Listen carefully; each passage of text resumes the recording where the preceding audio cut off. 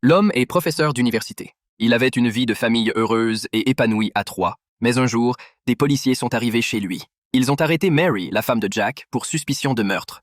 Face à cette scène, Jack est resté complètement stupéfait. Comment sa femme si gentille pouvait-elle être accusée de meurtre par la police?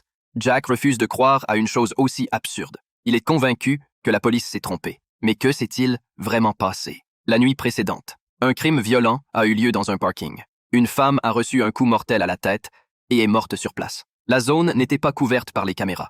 La police n'a trouvé aucune trace du coupable. Mais l'enquête a révélé que la victime était la supérieure de Mary. Et juste avant de quitter le travail, Mary avait eu une dispute avec sa supérieure. Sur les lieux du crime, la police a retrouvé l'arme du crime. Il s'agissait d'un extincteur, et les empreintes digitales de Mary étaient dessus. De plus, lorsque la police a arrêté Mary, elle était en train de laver une veste tachée de sang.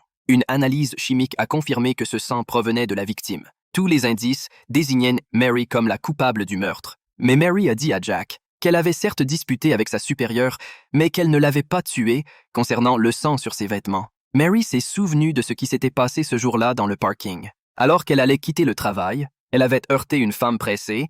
Mary est certaine que le sang provenait de cette femme-là.